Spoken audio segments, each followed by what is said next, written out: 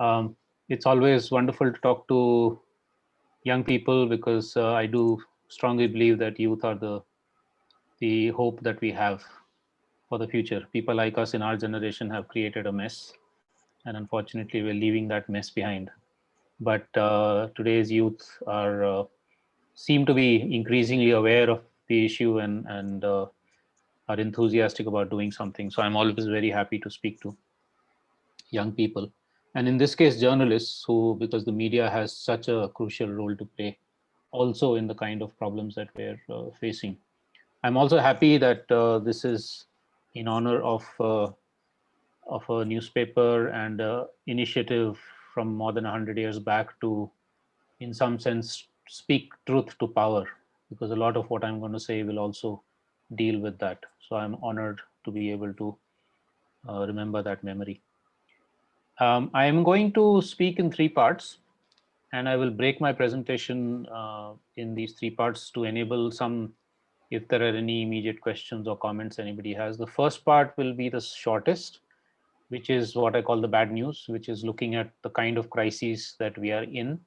Most of us are, to some extent or the other, aware of these crises, so I won't go into them in any detail, but maybe in the discussion, if people want more information or clarifications, I can do that.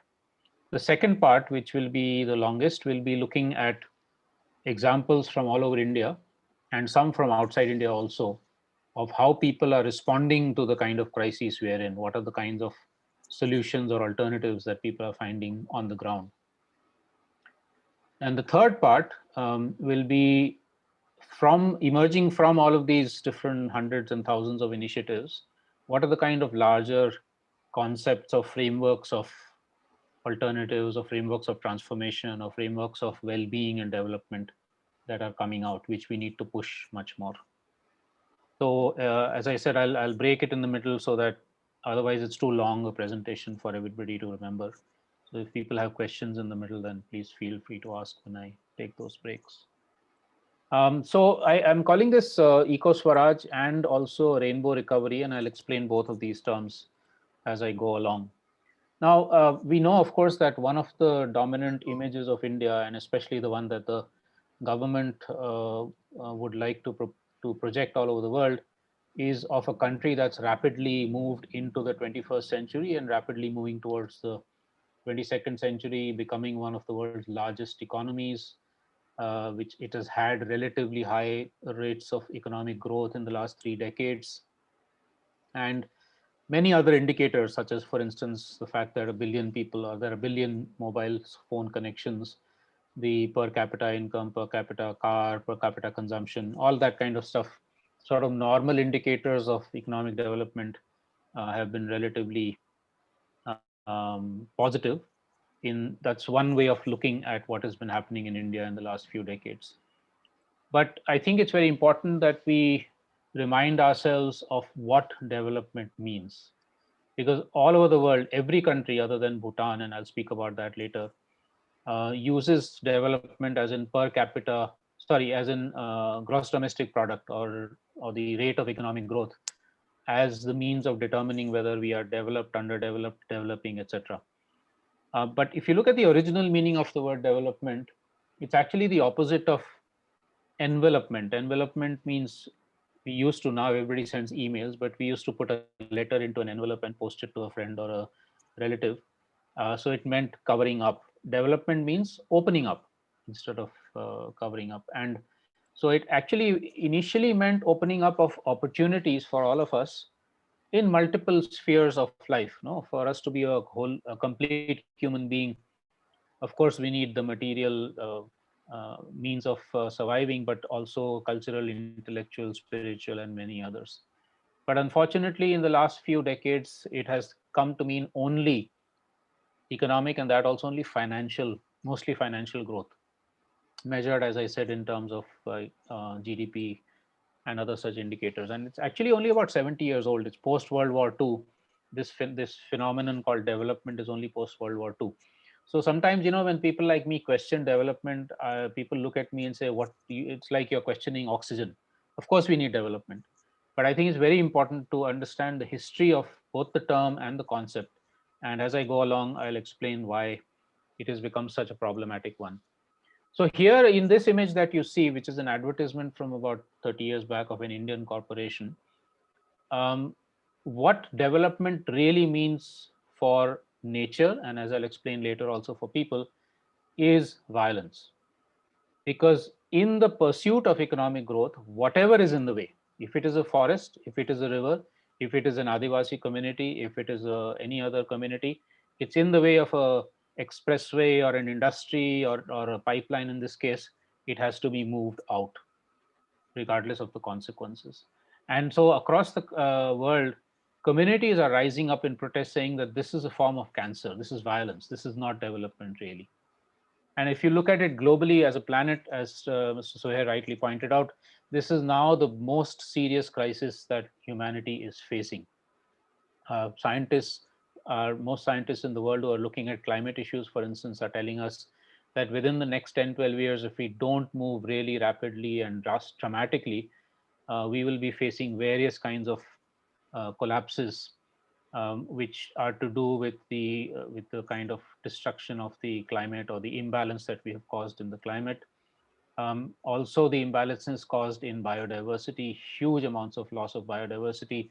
Human impact on the earth is already 1.5 times what the earth can sustain in terms of the regeneration of hydrological cycles, the regeneration of forests, etc. And even in India itself, there was a study that was done, I think, about 10 years back, which showed that within India also we are already overstepping our natural limits. We are already unsustainable in many different ways.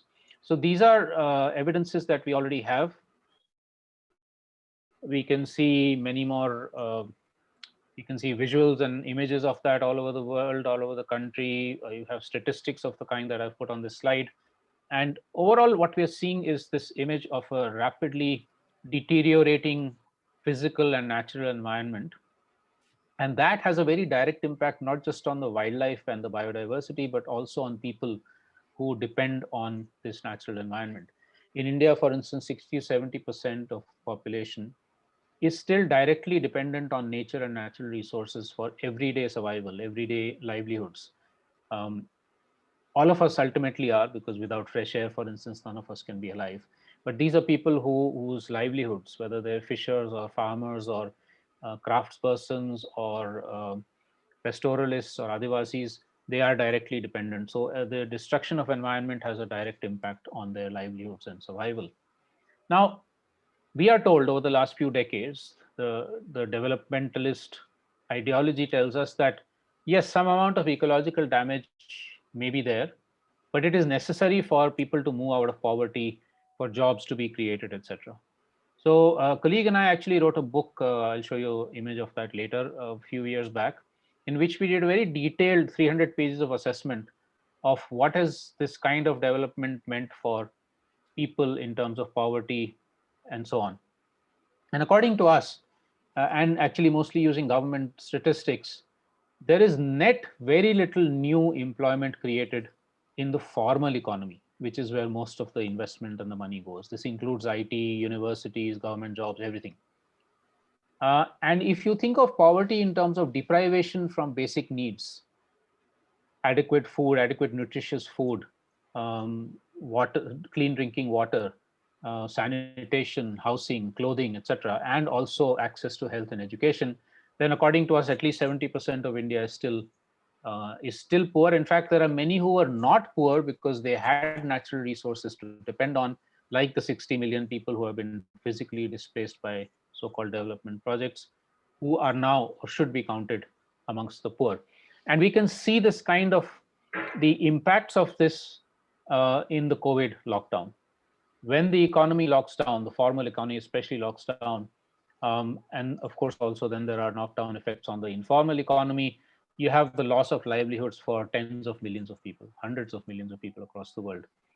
And we saw the very sorry spectacle of people having to walk back home because the government was simply not capable of, or probably not even wanting to assist people in either continuing their livelihoods where they were, or at least being able to uh, safely transport them back home. Now, the question that arises is that if this is the case, if there is still such a large section of India's population that is deprived, that doesn't have secure livelihoods, etc., where is all the money going? If we have 5, 6, 8% growth every year, that's a lot of new money being created, new wealth being created. And it's very clear that, as in the case all over the world, in India also, the inequality has significantly been rising over the last few decades, and especially the last few years, which now enables 5% of the rich in India to earn as much as the rest of the 95%. So, just like in the US and everywhere else, this kind of gap between the rich and the poor is just increasing as a result of the same model of development. Um, Now, I think it's very important, since I'm talking to people who are going to become journalists or already are journalists, is to also look at the role of the media in all of this. And I'll come back to that later also. But here, just to give you one comment, that as part of the same syndrome of the neglect of, or deliberate negligence towards the marginalized sections of India's population, the media is doing exactly the same thing. There was a study done in 2011 which showed that the three top circulation English and the three top circulation Hindi newspapers, their coverage of rural issues was just 2%, even though 60% of India is still in rural, or 65% is still in rural India. So, and even in this 2%, at least some 30 or 40% was about deaths and violence and floods and storms, not just. Finally, I think it's very important for us to realize that this model of development, and especially in the last few decades, what this has done is that, one, it is has destroyed enormous enormous numbers of people's livelihoods, as I've been telling you. And then the kind of jobs and livelihoods it creates in the new modern sector, some of them are very good, very dignified, of course, but most of them are mass production jobs into which each one of us will fit like a small cog in a machine, with no satisfaction, very hard working conditions, and very often underpaid. So I'm calling this whole process of the last few decades of development as one from livelihoods, which was about life, to deadlihoods. Even if we might be earning more money, we're doing it in ways that are soul deadening. And eventually, people just get completely sick and tired of it and want to do something different. Much more analysis on all of this is available in this book, which we brought out about, I think, in 2012. So it's available. Please do take a look if you want to get even more depressed than what I've just made you.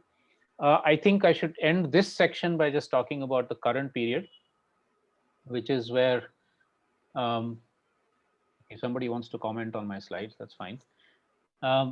Which is where, if you look at the last 7 or 8 months, a period in which, in fact, society should have been much more caring about the people who are on the margins, people who've lost their jobs, and so on.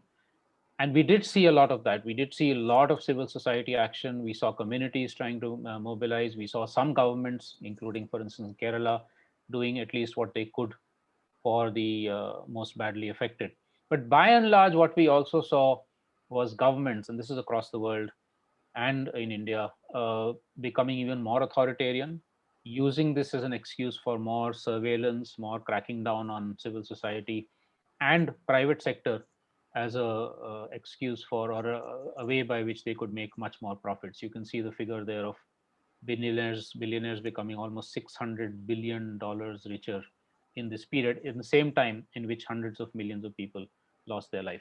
So we're at a kind of a crossroads where we can either keep going that way, which is a society that's even more and more unequal and unsustainable, or we can go the way in which people have responded towards more solidarity, more sustainable actions, looking at really what it is that the marginalized need. And it's this second part that I'm going to try and focus on now, asking this question: are there alternatives?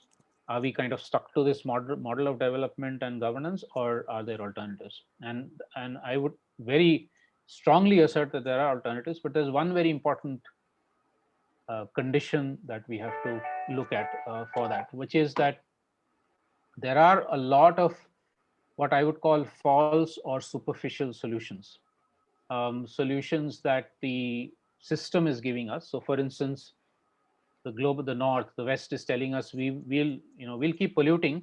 You make sure you protect the forest so that our carbon is captured by you, so we can do carbon trading. Or they're saying we'll create all the technologies possible to reduce global warming and reduce carbon. Not actually reduce carbon emissions from the polluting sectors, but just kind of try and protect the earth against those emissions. Or green growth. So there's so many different kinds of things which are being talked about. Even things like recycling. So people aren't asking the fundamental question, why are we creating so much waste? But they're saying, okay, no, we'll just recycle everything, and that's a solution. And to a lot of us, these are very superficial solutions. What is very important is to go to the structures. Why is it that we are in this problem in the first place? And that's where I think it's very important to try and identify the kind of fundamental relations, whether it's capitalist relations or it's state domination or it's men over women patriarchy and masculinity, or it's racism or it's casteism, or it's human centered, which means that we think the world is for us and not for all the other species that we share it with. We find that it's only when we try and find answers to these, we try and challenge these fundamental structures and then find answers that are about different ways of being and doing things, then that we're actually really finding solutions. Otherwise we are living in very superficial kind of solutions. So I'm going to stop here at this moment and just pause for a minute or two and see, does anybody have any immediate questions on what I've said so far about the problem part of it? Because after this, I will move into looking at the solutions that you see with a lot of Dalit communities in many parts of India.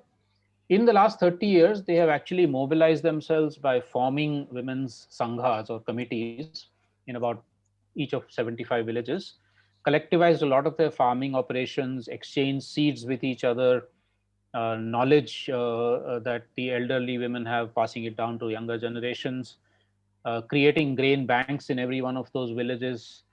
And through all of these and many other means, bringing back a lot of their traditional varieties of seeds, switching completely to organic, and respecting the earth and respecting seeds. They've actually created what they call not just food security, but food sovereignty, which means complete control over everything to do with food, or Anna Swaraj is another term that is used.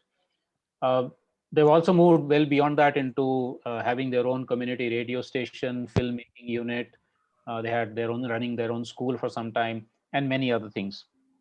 And through that, been able to sort of very significantly transform their lives as Dalits and as women, and become much more prosperous, not in terms of money, but in terms of self-reliance, especially with things like food. And in fact, so much so that the same women who were going hungry 30 years back today have contributed to the COVID relief measures in the district, including by feeding 1,000 glasses of millet porridge every day to municipal workers, health workers, and police workers in the town of Zahirabad. Another interesting and similar example is from the Northeast, from Nagaland, where this women's group called Northeast Network is working. And again, during COVID period, they were able to fall back on their own stores of knowledge and the way they use the land and their own seeds, and also be able to market in the town of Kohima, despite the lockdown, by making sure everybody was using safety measures, etc. And again, create a kind of a much more of revive a much more self-sustaining local economy. Another example, which is interesting, and that's based not just on traditional occupations, is from Uttarakhand, a women's group called Mati, which initially began with the purpose of dealing with domestic violence against women and young girls,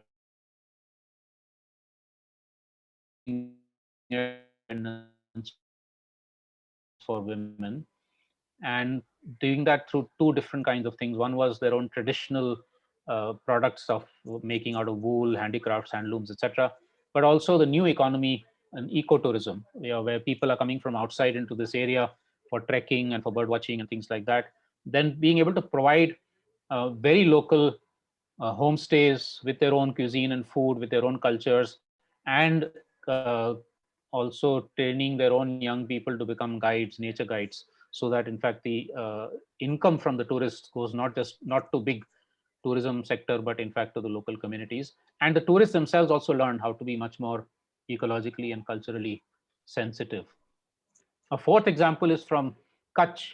I'm going, as you can see, into all different kinds of different parts of India. In Kutch, there's been a very interesting revival of handloom weaving over the last 15 years or so, with the use of a local cotton variety called Kala cotton, which is grown organically and with very little water.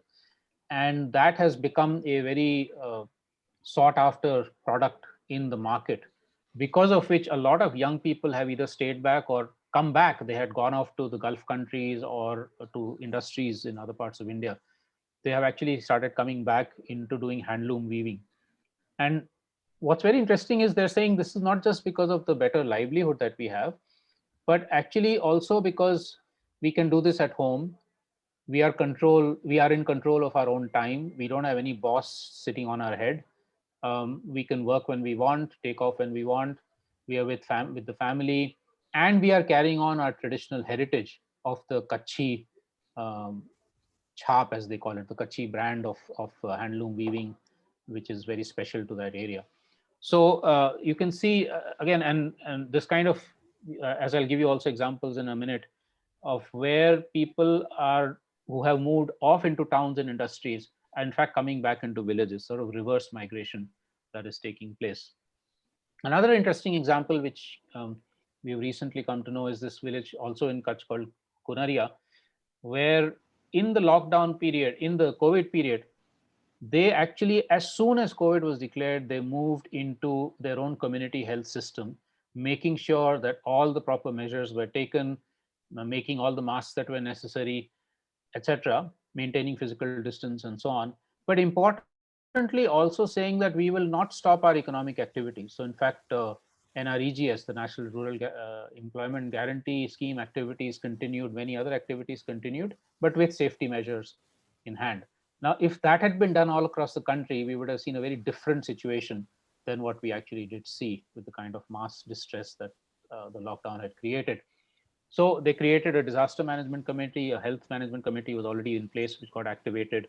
And now what they're talking about is the realization that these kind of crises might hit time and again, and we need to be as self-reliant and self-sufficient in our economy and our society as possible, which means that even a lot of the things that we buy in the market for our daily consumption, like soap and footwear and detergents and so on, why can't we produce these things within our own cluster of villages? Why do we have to pay? They pay 40 lakh rupees, they spend 40 lakh rupees a month on these sorts of items, and say, why should we spend all that money? We can save it if we create the production facilities within our own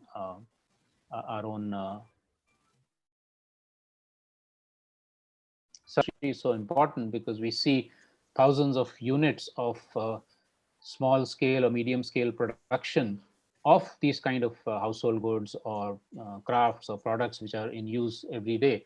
So that's the kind of example which, and here of course there has been state support for this, which is very important. Another similar example is from Jharkhand called Jharcraft. So this kind of initiative at um, trying to create more self-sufficient. I mean, I know all of these, I should have started by saying that all these examples have their own problems, and we can get into those, but they all show the potential or the possibilities of the kind of transformations that we want to see. I don't know Kerala that well, but the few that I do know, of course, also there are many similar alternatives that we see of people doing things with ecological regeneration and with marginalized sections of population, especially in mind. So if we take a lot of these sorts of examples from villages in different parts of India, you see that, this uh, notion that inevitably people are going to move from villages to cities. Inevitably, villages will be poor, cities are the ones where there is wealth, is false. We can actually reverse that. We can defeat that logic, as is the case with the examples I've been giving, and many others like the ones on this slide. And people have come up with models of what kind of a localized economy could exist, which would create that kind of self-reliance and reduce the dependence on both the centralized government, and the and private corporations. But of course, cities will still exist. So we also need to find solutions for urban sustainability and for the kind of inequalities and injustice that exists in cities. So this is an example from Bhuj, again Kutch. As you can see, I'm taking many examples from Kutch because I think it's a very badly neglected and unknown part of India, and it's interesting that so much innovative stuff is happening there. So this is 5 or 6 local civil society organizations that have teamed up to try and ensure that the poorest sections of Bhuj, so-called slums, are the ones where people can gain the capacity and the confidence to self-govern, to create their own local self-reliance on things like water and housing and livelihoods, to empower women, especially young women, so that they can create much more safer conditions and also have better livelihoods, and many other such things that they're doing as part of this program called Homes in the City. And we also see it's not just in poorer colonies, but at least some parts of the middle class in India in cities are also kind of waking up and realizing that they can't continue living the kind of very wasteful lifestyles that they have. They also need to do something to be responsible towards the environment and towards other people. So again, many examples that we have now of communities or colonies or housing societies or resident welfare associations taking up things like regenerating natural ecosystems, recycling their waste, recycling water, becoming much more self-sufficient with decentralized local renewable energy, and also moving back into a system of shopping without creating waste. Now, I remember when I was small, I could go to the local kirana shop or the grocers and not have to buy things in double layers of plastic and so on and so forth. I could, buy things without this kind of wastage. Unfortunately, now everything comes in plastic. And in fact, in COVID times, even more plasticization has happened because for some reason we seem to think that if something is in plastic, it won't have the virus. Um, so these are like the example you see on the bottom right hand side there. These are examples of shops that are bringing back non-packaged materials. So you can go with your own vessel, or at the most they'll give you a paper bag in which you can buy things so that you don't create the waste in the first place. Now, I also want to go into the aspect of governance a bit more deeply. So this is an example of 90 villages in central India. These are Adivasi villages who have who got together partly to oppose very destructive mining that the government was proposing there, but also to assert their rights over the forests, which, as you know, during colonial times, the central government had taken control over most parts of India's forests. So these are examples where they have reclaimed their collective rights to those forests. And with that, stopped external destructive industries and started creating their own sustainable harvesting of forest produce. And through that, be able to generate community funds, village funds that have, in fact, been very, very useful in the lockdown period to sustain parts of their population, migrant workers, for instance, who had come back and who didn't have any land to fall back on, or who didn't have any livelihood to fall back on. So without having to depend on government, they had their own resources to be able to sustain their population in these last few months. And one of the slogans that they have, emanating from an earlier example of a village called Mendha Lekha, is that while we elect the government in New Delhi and Mumbai, in our village, we are the government. Now, this is a very, very, very interesting and very noteworthy shift in the way democracy is looked at. And I'll come back to that when I talk about the frameworks of transformation.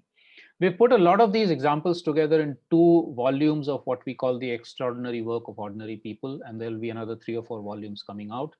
So about 20, 25 stories are already there of how communities, because they had mobilized themselves, because they had created these local systems of self-governance and self-reliance, were able to cope with the COVID crisis much better than other parts of India. I will put up links to these documents in the chat once I finish. And in fact, similar to the Central Indian example I just gave you, there are hundreds of examples of around the country and thousands around the world of people either sustaining their own local governance of nature and natural resources or reasserting it in new ways. Um, so this is a very interesting phenomenon of how conservation is also taking place as a democratic exercise, not as a top-down government exercise. I also want to talk very quickly about 2 or 3 other sectors which are so crucial if we want these kind of transformations and solutions to emerge. Very fundamental to all of us is our education system, which currently the dominant education system tells us things that are completely different from what I've been talking about. It tells us that we have to be competitive, hostilely competitive. We have to leave everybody else behind. Our goals in life should be to become rich and famous and powerful. Um, and it also basically tells us that what is creativity, what is innovation, what is intelligence, is all things that we are told. It's not something that's born in us, that kind of can be inculcated from us from childhood. So these are examples. The ones that you see on the screen now are examples of uh, learning institutions that are trying to do things very differently, that are trying to create conditions in which learning is done by fun, by enjoyment, where the students and the faculty are together making curricula, where learning is also happening within the community, not just in the classroom, where learning is also happening in relationship to the rest of nature, and where there's a sense of responsibility also, of collective doing and thinking and being, that is inculcated in students. Uh, One of my favorite hobbies is to look at the origins of words. And when I started doing this kind of work, I learned from somebody who told me that the original meaning of the word school, which is from the Greek schole, meant leisure. Now, as we know, most schools in India are anything but leisure. They're mostly prisons. But in fact, that's what schools or learning institutions should be about.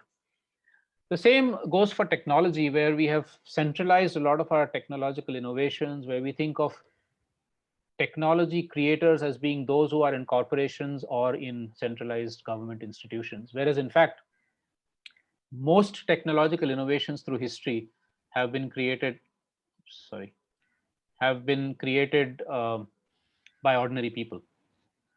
And so, how does one re-democratize science, knowledge, and technology?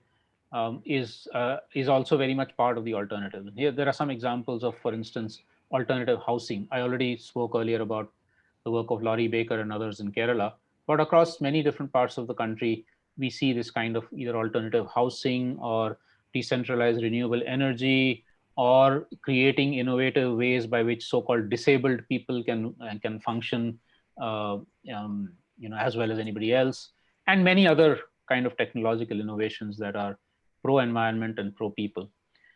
Finally, also the media, and of course, for all of you, this is the most important, that we have seen that whether it's arts or media or other forms of communication, again, there's a control by either the state, like when Doordarshan was the only channel that was available, or private corporations, which is the case with most newspapers, television channels, etc. these days. So, how does one also re-democratize the media space and the art space and the communication space?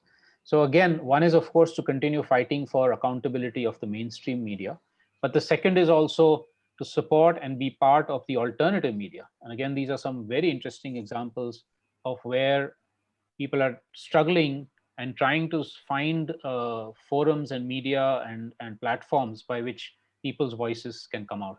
Community radio, for instance, more than 150 of them in different parts of India, using mobile phones to spread the message as far as possible. For instance, CG Netswara in Chhattisgarh, and many, many others, which are very, very interesting, which I would urge all of you as media students to look at.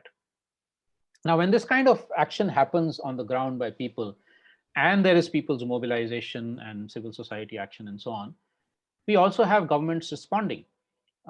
Every once in a while, there are people within the government as politicians or bureaucrats who are more sensitive and who say, yes, we should bring in the right policy or we should implement a good policy. And so we've seen in the last few years, last few decades, some progressive laws and policies and schemes coming in.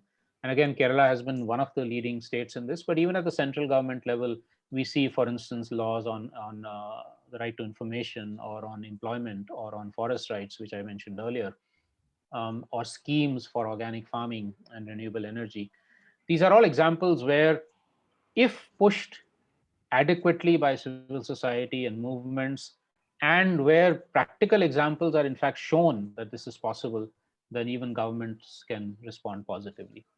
Now, I will spend another 2-3 minutes looking at examples from around the world, and then again stop and wait for questions, and then get into the last section. So, firstly, for a lot of you on this call, this map will probably seem to be upside down. Normally, in a physical classroom, I would have stopped right now and said, does anybody think there's anything wrong with this map? And so far, most people have put up their hands and said it's upside down. Well, it's actually a very interesting way of looking at the world, because the so-called right side up map, or the so-called normal map, is a product of colonial times. It was made at that time when Europe was kind of ruling half the world. Europe was shown to be on top, and it was shown to be much bigger than it actually is.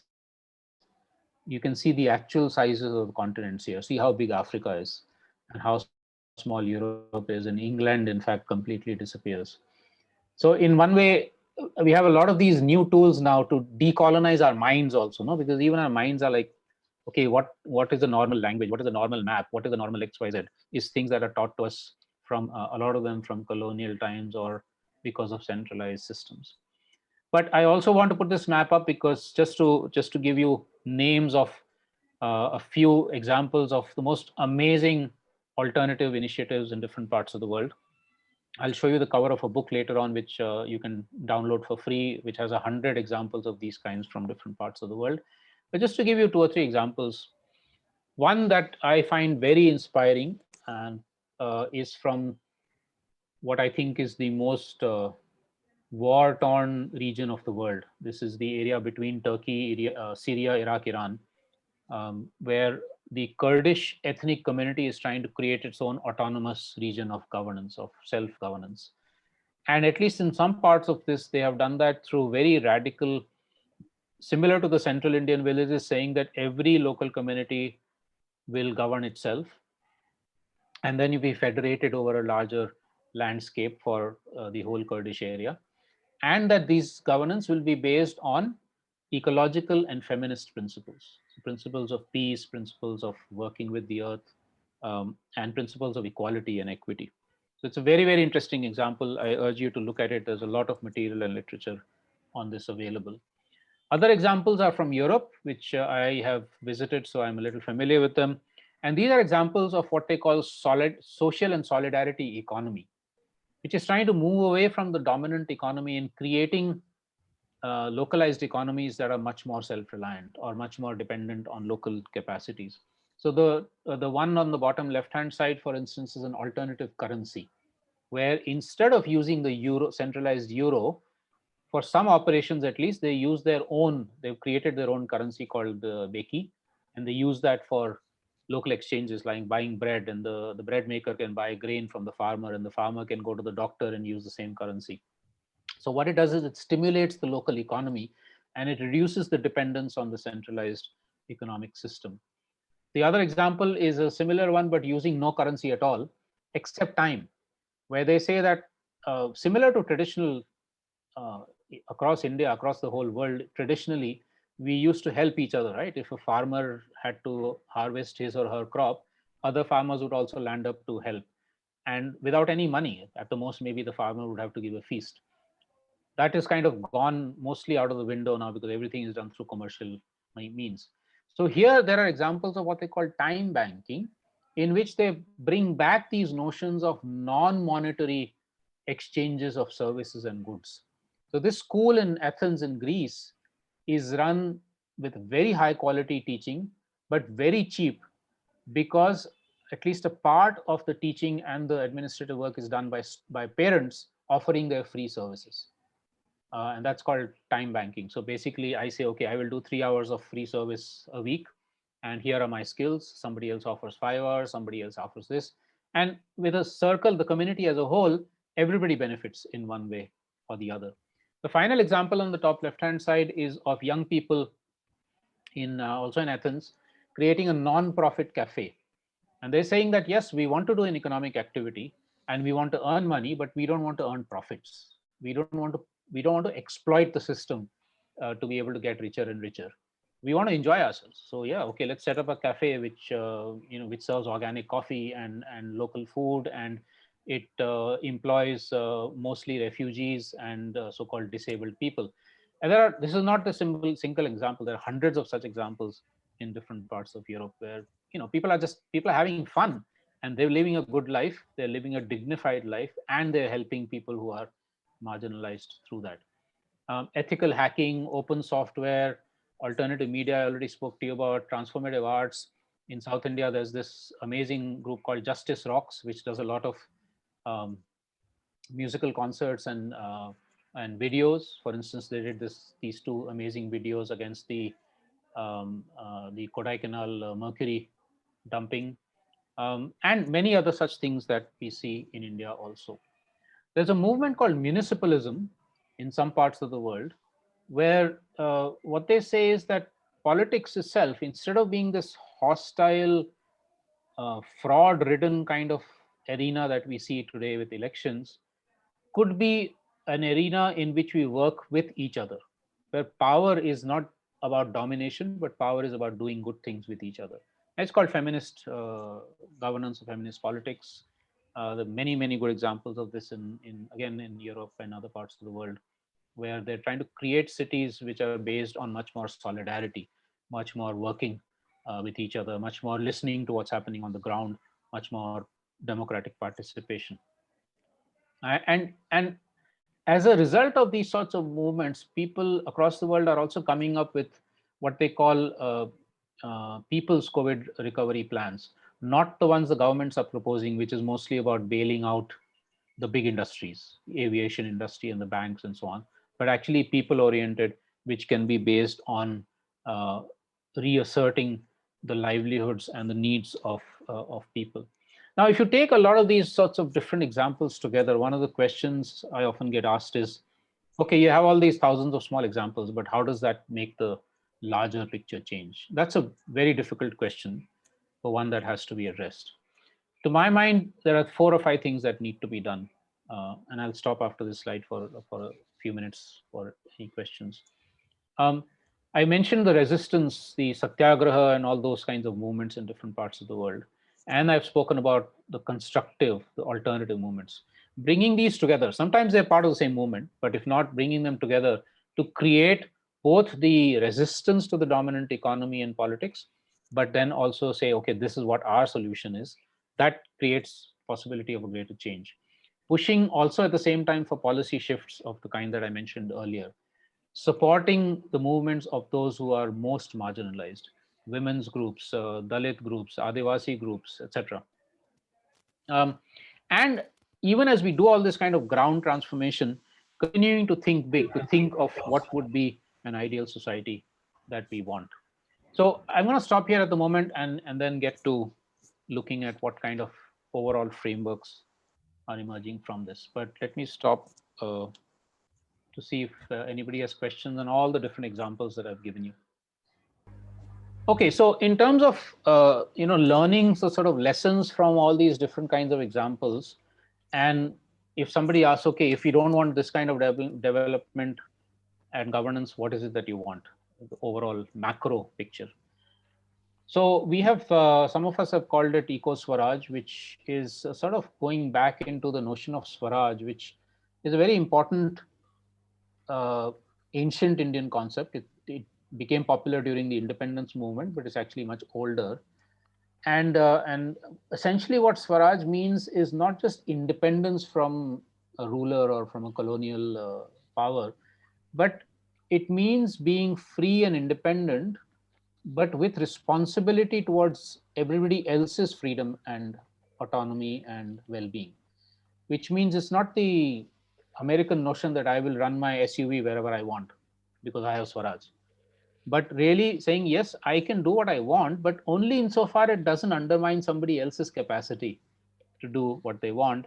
And that somebody else includes non-humans, so the rest of nature. So we can think of it as a sort of a radical democracy, which has got ecological roots to it. I want to emphasize again here the use of words. Like I said, my hobby is to look at the old meanings of words. Radical, unfortunately, these days we're saying radicalized youth and radicalized religion and so on, is the wrong use of the word radical. Radical is a very good word. It means going to one's roots as human beings, or as spiritual, or as ecological beings, or whatever. And so I'm using the word radical in that sense. Democracy meaning power where we are, where citizens are, where people are, not power with bureaucrats and politicians. And if we think of it that way, then whether we are in an educational institution or a village or a city neighborhood or whatever, we should be exercising that power, but in with responsibility. So that's what Ecoswaraj or radical ecological democracy would be. And it has five different crucial parts to it. So the examples that I've been given you actually relate to these five spheres: politics, which is what you see on the top right hand side; economics, what you see on the right; social justice on the bottom; culture and knowledge; and ecology. And I will very quickly go through a few slides trying to explain what does this mean, what is the kind of changes or transformations in these five spheres. So with politics, if you remember the central Indian village Mindhalekha and the 90 villages that I spoke about, what they were arguing for was um, a new politics in which democracy and Swaraj is about we are the government in our village, or we are the government in our urban neighborhood, which means decisions should be taken by us, or at least we should be central to that decision making.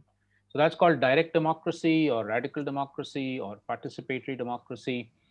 And then you can think of larger landscapes. So for instance, suppose I'm a village and I'm governing myself, in at least for my basic needs. I'm part of a larger tehsil or district or state or whatever. So you need decision making also at those larger levels. And that's where the notion of accountable representative democracy becomes very important, which we've been trying.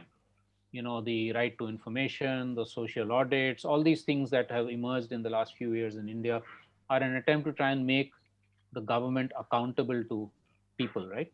So that has to continue with even more such kind of mechanisms and measures. But one very interesting thing, and this is something I'd really like maybe some of the young people to take up if they want to, is to start reimagining political boundaries. So we've got Kerala, north of Kerala, we have what's north of Kerala? So okay, so if you look at the Western Ghats as a whole, there's Gujarat, Maharashtra, Goa, Karnataka, Kerala. Now, if you want to think of planning that is ecologically sensitive, we have to think of the Western Ghats as a whole. It's one ecological unit, but it has been broken up by these political boundaries.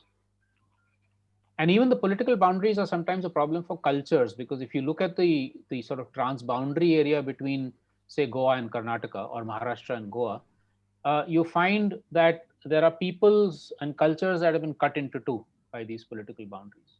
You can extend the same thing across South Asia and say, um, between India and Bangladesh, the political boundary that's been drawn is bang in the middle of the Sundarbans forest, which is where the fishing communities survive and the tiger survives and so on. And it makes no ecological sense or cultural sense. So we begin to rethink political boundaries also from an ecological and cultural sphere. And I'll show you a map in a minute of maybe what a South Asia could look like, which could also then deal with issues of international conflicts or interstate conflicts of the kind that we see. For instance, with water, the sharing of water between um Tamil Nadu and Karnataka, for instance, or the sharing of water between India and Bangladesh, is a constant source of conflict. It's because we haven't looked at the river basin as one political unit. If we start thinking of it like that, we actually do a very different kind of decision making and planning. So maybe for the future, this is obviously very difficult, but for the future, we can think of a South Asia that doesn't have all these fences and borders and police and army in the middle of ecological zones and culturally important, culturally linked zones. Um, Tibet and Ladakh are part of one big, huge trans-Himalayan plateau. Now there's a big fence in the middle. So nomadic communities who used to go back and forth can't do it anymore. Wildlife that used to go back and forth can't do it anymore. Uh, we should think about breaking that down and actually having that whole area as a Tibet Ladakh governed region by the local community. You might think this is an impossibility and I'm dreaming and all of that, but think about the fact that actually in some parts of the world, this has already happened. Countries that were at war with each other. In Europe, for instance, in Europe, World War II, European countries were killing each other in millions. Then they arrived at the European Union, in which, at least for the citizens there, you don't even need a visa to travel from Germany to France or wherever. So it's possible. The second major transformation is in economics. So when you have the Dalit women farmers of Telangana saying that for food, everything should be in our control, they're talking about the fact that the means of production have to be in the control of the producers, not owned by capitalists or by the state. So, but also they're saying we have to be responsible to making sure that the earth is secure, seed diversity continues, the environment is protected. So economics as part of ecology, I don't know how many of you know this, but no economics department in India has a ecology section. And what everybody has forgotten is that both economics and ecology come from the same original word called oikos, which in Greek meant home. Economics is the management of home. Ecology is the understanding of home. Now, how can we manage our home unless we understand it? So in fact, economics should be within ecology. Unfortunately, that's not how economics as a discipline is at all. But this new economics would also then mean instead of this economic globalization where we are dependent all across the world on even on basic needs, and which then collapse in something like COVID, we have to have much more localized self-sufficiency, self-reliance. It's the examples that I've been giving you. Producers in control of production, demolishing this divide between work and leisure. If you remember the Kutchi weavers that I spoke about, they were saying that we have come back to this because we also enjoy doing this work. So work being enjoyable, so you don't wait for the weekend to enjoy yourself. Um, and questioning private property. This is again very difficult, but we realize in all of these examples that I gave you is where they're saying at least for nature, for land, for natural resources, and for knowledge, it should be everybody's heritage. It should be common property and not privatized. Um, Unfortunately, the economic direction our country has taken for many decades, this is not just with this government, has been completely in the other direction. So in May and June, when Prime Minister Modi announced the Atmanirbhar Bharat package, we all looked at it and saying, oh, wow, finally there seems to be realization that we need to be self-reliant. He even spoke about how from the village to the nation, we need to be self-reliant. But if you see the package itself, it's actually completely the opposite. It is about giving coal auctions, coal mining auctions in central India in the name of self-reliance. It's about bringing much more industry commercialization into each of these sectors. It's not about empowering craftspersons to be self-reliant and be able to do things like what the Kutchi example that I gave you of handlooms. So in that sense, you really see that, in fact, the state is meaning something very different. The third sphere is about justice, because you can have a localized village panchayat with local democracy, but it can be extremely patriarchal and extremely casteist. So you also need the struggles of against casteism, against gender discrimination, against what happens to so-called disabled people, etc., as part of this transformation. Fourth, culture and knowledge. We see in India right now this imposition of a single religion over everybody else, or we've seen for many decades the imposition of modern science and technology over all other forms of knowledge. Whereas in fact, the alternative worldview would say we need a diversity of cultures, a diversity of languages, a diversity of knowledge systems, a diversity of medicinal systems, And again, Kerala is much more progressive than many other states in that. We need, like the map that I showed you, the decolonizing of our own minds, um, the democratization of science and technology and other forms of knowledge, the fact that innovations can be happening by any of us. It doesn't have to be only through centralized institutions, and the media also being part of the commons, and then the ability for all of us to understand ourselves, to go deeper within ourselves in many different ways. And finally, the fifth sphere is that of re reimagining our relationship with the rest of nature. Firstly, understanding that we are within nature, we're not apart from it. We are one species out of millions. And then also thinking about how do we then regenerate degraded ecosystems, conserve ecosystems and wildlife and biodiversity. And at the core of this kind of transformation is a set of values and principles. And I think this is the most important thing that we need to look at. So all these examples I'm showing you actually show one or more of these very fundamental uh, ethics of living, ethics of relating, ethics of being, ethics of knowing. Of, for instance, if you see the fourth bullet point here, it's much more about cooperation than competition. It's more about the commons than about privatization. Or if you see the amongst the third last bullet point, it's about doing things in a non-violent way rather than through violence. Not development as violence, but development as peace and harmony. It's about being much more self-reliant rather than dependent on somebody 1,000 kilometers away. So it's really worldviews, ways of thinking and being, which are about celebrating life, not celebrating money and power and fame. So let me end in the next couple of minutes just by talking about quickly a process that we began a few years back, trying to do a lot of documentation of these examples, bring these people together to share with each other, to collaborate, to build more of a critical mass, to spread these initiatives in other parts of the country. It's called Vikalp Sangham. The word Sangham is where, like a sacred confluence of rivers. So it's really about creating that kind of a space. That's the website where you'll find hundreds of stories of the kind that I've given you. We've also been then documenting case studies in more detail. We have been also asking people to create utopian visions of the future, but also then come back down to earth and tell us how to get there. So this book on the left, Alternative Futures, it actually has Professor Damodaran, one of your colleagues, MP, has written about an ideal village, what an ideal village in Kerala could look like. So it's really, people kind of who are very experienced, but saying, okay, here's my dream vision of India for 2100. But then I come back down to the present and say, what are the pathways of getting there?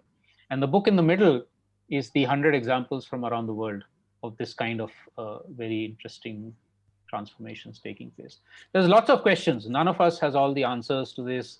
Like, okay, who will be taking the lead in this kind of transformation?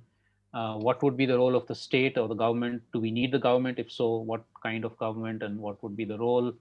What would business look like? Would it be all community controlled? Would there be some in the public that is the state control? If not capitalism, then what else? How does education itself change, as we've been discussing?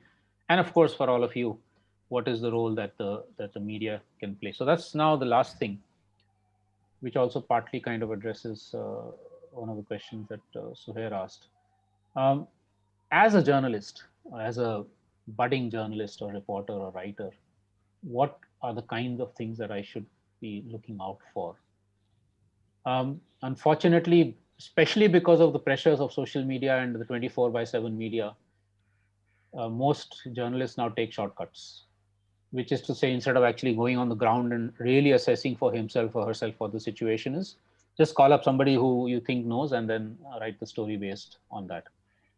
Um, we're all either scared or not really willing to tell the truth as it is, with, of course, obviously very good exceptions that we know of. How do we expose injustice wherever we are? And that could be even as trainee journalists. We might be seeing injustice in our lives, in the institution we're in, or our the communities around us. How do we focus? How do we move that 2% of reporting of rural India to 20, 30, 40, 50, 60%? Which means, in fact, deliberately do stories from rural India of things that are affecting farmers and fishers and Adivasis and women in villages and so on. I already said about slow media. So even as we use the social media, so-called social media, for maximum outreach and benefit, how do we also relearn doing long feature articles, really investigating something over a period of time and writing 5 articles based on it, not just one 500-word piece, doing a 1 hour film and not just a 1 minute video clip. You know? So these are things that we can combine, mix and match, and say, okay, what is it that would really tell the story to different audiences, and different audiences will have different media that can be used. Too much more struggle for making the mainstream media more independent than it is right now, but also support a lot of the alternative media that I spoke about, such as community and others. And always think of how do we use our skills, whether it's writing or it's arts or it's other forms of communication or it's speaking or whatever it is, to speak truth to power, and follow the example of somebody like Sainath, who started off writing just 500-word articles on what was happening in different parts of India in drought situation, and then becoming probably one of India's best known and most radical and most influential journalists. That's the kind of thing that I think each one of us needs to try and do. So let me end with that. That's my contact email ID for anybody who wants to follow up, and a number of websites that will give you much more information and exciting stories too.